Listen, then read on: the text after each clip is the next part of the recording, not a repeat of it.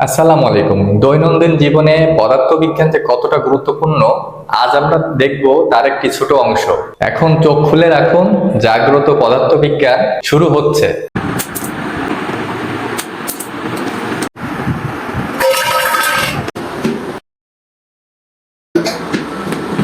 আপনি যখন কলম বা পেন্সিল হাতে ধরে নিচে ফেলে দেন, তাকে কখনো অনুভব করেছেন? প্লাস্টিকের কলম বা পেন্সিলটি যখন ধীরে ধীরে নিচে পড়ে, এটা কি কারণে এমন এঁকে বেঁকে নিচে পড়ে? এটা মূলত বায়ু প্রতিরোধের কারণেই ঘটে। দেখুন, কোনো বস্তু তার গতিশক্তি বজায় রাখতে চায়।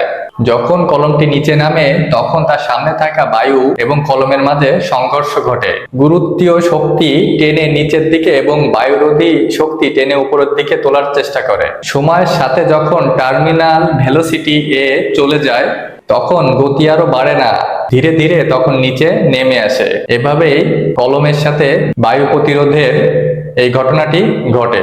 অর্থাৎ বায়ুর ঘনত্ব কলমের আকৃতি আর ভাতিকার আয়তনের মিলিয়ে দেয় ধীর গতি। ফুটবল বা ক্রিকেট বল উপর থেকে নিচে ফেললে কেন বাউন্স খায়, আসুন এটা দেখে নিই। ফুটবল বা ক্রিকেট বল মাটিতে পড়লে আবার ঝপাঝপ বাউন্স খেয়ে আবার উপরের দিকে উঠে যায়। এর পিছনে কি আছে? এর পিছনে আছে স্থির শক্তি ও কণার পুনরুদ্ধারের জাদু। বল যখন নিচে আছড়ে পড়তে চায় তখন ক্রিয়াশীল শক্তি সঞ্চিত হয়, আবার তা কাইনেটিক শক্তিতে রূপান্তরিত হয়ে আবার উপরের দিকে উঠে যায়।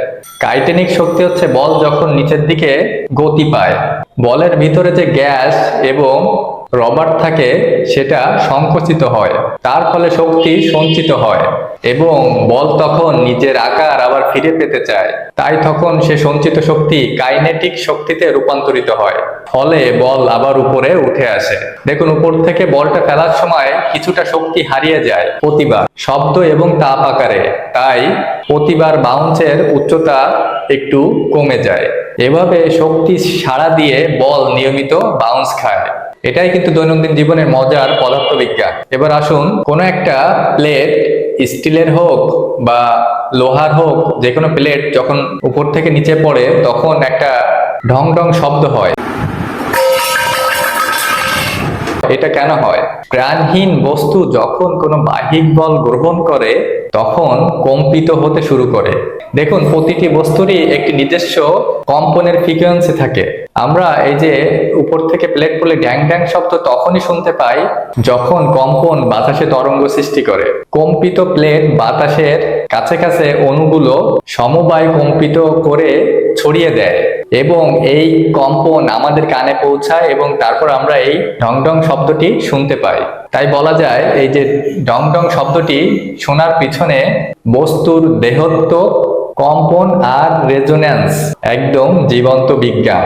দেখলেন তো দৈনন্দিন জীবনে ছোট ছোট বিষয়ের ভিতরে কিভাবে বিজ্ঞান লুকিয়ে আছে গভীর রহস্য।